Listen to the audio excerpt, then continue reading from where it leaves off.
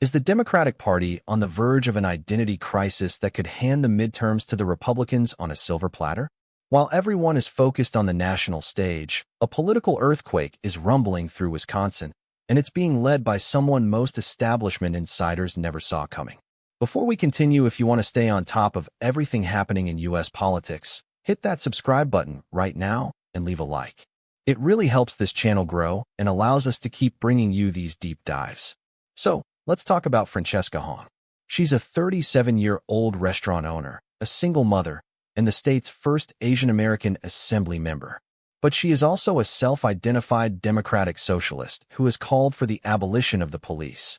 And right now, she isn't just running a fringe campaign. She is surging to the front of a crowded pack of Democrats vying to replace Governor Tony Evers. This isn't an isolated incident.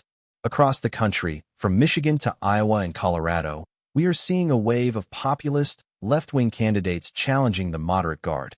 These aren't your typical establishment politicians. They're running on platforms of economic populism, high-level social change, and an aggressive rejection of the status quo. In Wisconsin, Hong's platform is bold, to say the least. She's pushing for a $20 minimum wage, universal free child care, and a full moratorium on the construction of data centers. She has been a vocal critic of the Israeli government and was a key figure in the uninstructed movement regarding the Biden administration's foreign policy. Perhaps most controversially, she has suggested that as governor, she would be willing to call up the National Guard to arrest federal ICE agents. To the establishment, this is a nightmare scenario. Think tanks like Third Way are sounding the alarm, arguing that if Democrats run candidates who are far outside the mainstream, they are handing the keys to the kingdom to the GOP. They fear that the woke label, which Republicans used with surgical precision against Kamala Harris, will be the death knell for these candidates in a general election. But Hong has a very different take. She argues that the Democratic establishment is suffering from a massive lack of imagination and a fundamental failure to listen to the electorate. She believes the real liability isn't her platform, it's the party's obsession with maintaining a status quo that people are clearly unhappy with. The strategy she is using is unconventional, too. While other candidates are running traditional, buttoned-up campaigns, Hong is leaning into a digital, grassroots-heavy approach. She's holding events in karaoke bars, she's streaming on Twitch with massive influencers, and she's spending early to build name recognition. And it's working. Local party leaders are noticing that she's the only one actually building ground-level infrastructure in places like Rock County. The question remains, can this survive the heat of a general election? Wisconsin is a purple state with a history that is as complex as it gets.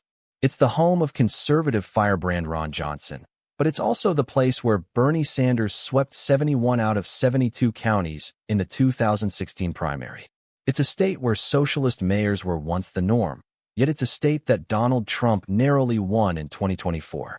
If Hong wins this primary, she faces a brutal general election against the presumed GOP nominee, Tom Tiffany.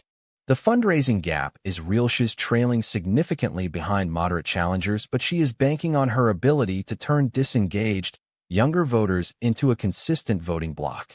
Are we seeing the rise of a new, aggressive wing of the Democratic Party that refuses to play by the rules? Or are we watching the party alienate the very voters it needs to win in swing districts? So what do you think about this? Is Francesca Hong the future of the Democratic Party? Or is this the exact kind of shift that will guarantee a massive defeat in the midterms? Drop your opinion in the comments below. I read every single one. This shift is more than just one race. It is a battle for the soul of the party, and the outcome will ripple far beyond the borders of Wisconsin. We'll be watching closely as the August 11th primary approaches. Keep your eyes on this, because it's going to get much louder from here.